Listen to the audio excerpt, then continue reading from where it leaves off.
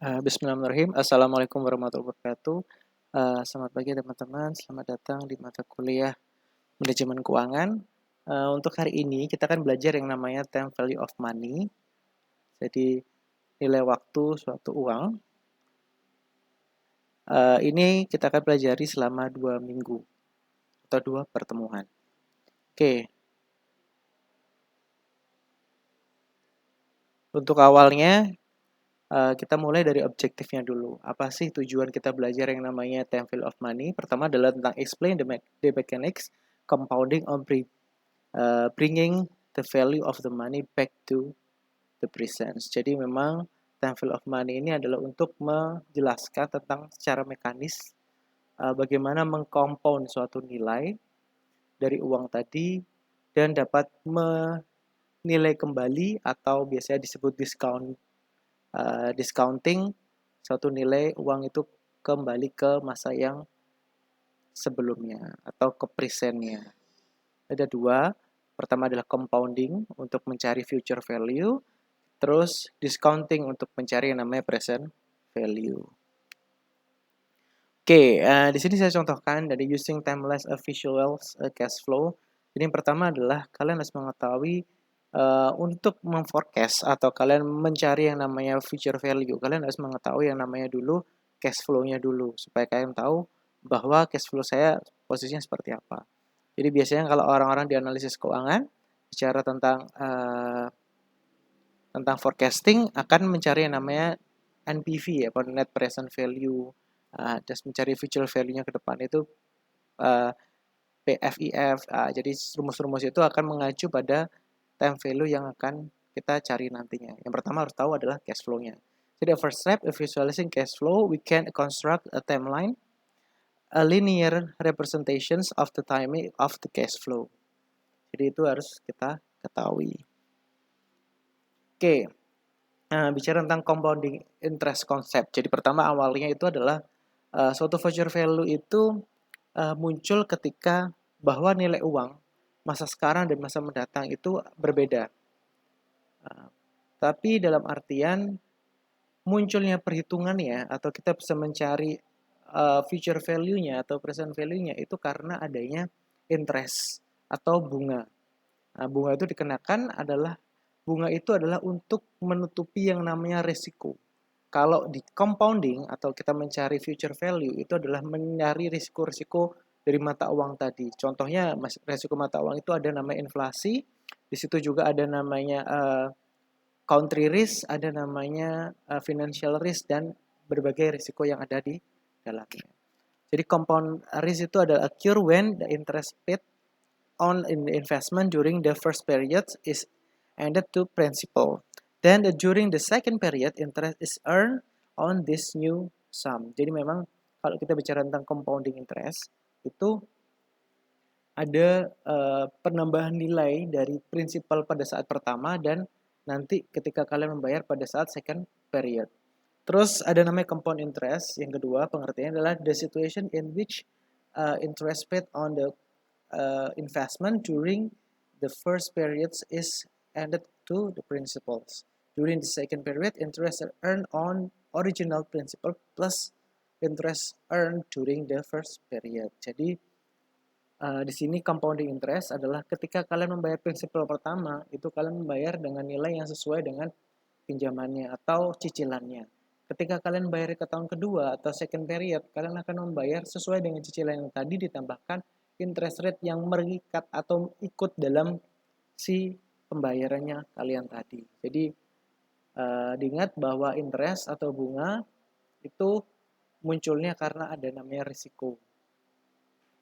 Ketika itu dikenakan kepada orang yang berkorban di situ atau orang yang mengeluarkan atau funding. Tapi ketika orangnya itu lending, berarti dia harus membayar yang namanya interest ke si fundingnya tadi, ke lendernya tadi. Jadi seperti itu teman-teman. Oke, the value at the end years 2 itu the value at end years 1. Jadi nilai tahun pertama dikalikan 1 plus R. Jadi itu harus kita dulu. Jadi diingat ini ada kurung ya. Jadi kalian harus menjumlahkan dulu yang dikurung dulu. Contoh ini value at your ones, present value-nya the interest kali interest rate. Jadi ini contohnya adalah $100 dikali dengan 1 ditambah 0,06 atau 6% sama dengan 106 dolar. Terus value at the years 2 itu berarti 1,06 dikalikan 1,06 lagi. Jadi 112,36. Year 3 sampai year ke end rumusnya sama. Jadi kalian ulangi lagi hasilnya dari interest rate-nya itu dikalikan lagi. Ini namanya compounding. So the future value is the amount to the which your investment will grow or the future dollar amount. Jadi memang dalam penilaian future value itu adalah dari present value dikalikan dengan 1 plus R pangkat N. Jadi future value factor itu sudah kalian ketahui bahwa dia future value itu adalah 1 plus R pangkat N. Use a multiple to calculate the amount of future value. Terus ada namanya calculating the future value of investment. Jadi ini ada contoh. Jadi ketika kita menabung nih $100, the paying 5% interest compound annually. Jadi 5% bunga yang dibayarkan, which will our account accrue in 10 years. Jadi pada tahun ke-10 kita akan dapat berapa? Jadi dari simulasinya, dari keterangan atau diketahuinya tadi, kita masukkan satu-satu. Jadi kita nyari future value, present value-nya adalah $1.000 dikalikan 1 plus 0,5 pangkat 10 karena tahun ke-10 yang kita cari. Ketemunya adalah 1628,89. Nah, ini yang terpenting juga yang step 3, analyze your results at the end of 10 years. We will have $1,628.89 in our saving account. Jadi itu adalah yang kita dapat pada saat tahun ke-10 ketika kita mempertimbangkan untuk menabung atau menginvestasikan itu tadi dengan nilai 5% per tahun. Nah, setelah tadi kita bicara tentang future value, kita bicara tentang present value. Present value in today dollars of a future payment discounted back to the present at required rate of return. Jadi kalau tadi bilangnya adalah compounding, kalau bicara tentang future value, kalau present value itu namanya discounted. Discounted itu berarti kalau compounding itu mengkali lipatkan, menggandakan. Kalau discounted itu mengecilkan. Kalau kalian dapatkan ada diskon nih, karena otomatis bayarnya kan lebih sedikit dibandingkan harga yang seharusnya. Jadi rumusnya adalah sebelah ini, sebelah kiri kalian, sebelah kanan kalian. Itu adalah PV sama dengan FV dikali 1 per 1 plus R pangkat N. Jadi itu adalah perhitungannya. Oke, di sini ada dua contoh. Yang pertama adalah kita bicara tentang calculating discounted value to the received in 10 years. Jadi ini sebelah kiri, kalian punya present value-nya itu 500. The received 10 years from today if our discount rate is 6%.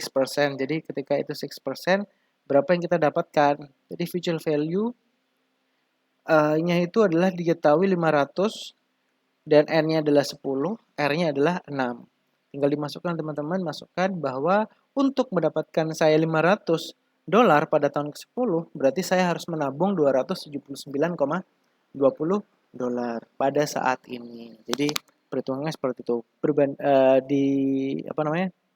Dilogikakan terbalik. Terus ada calculating the present value on an investment.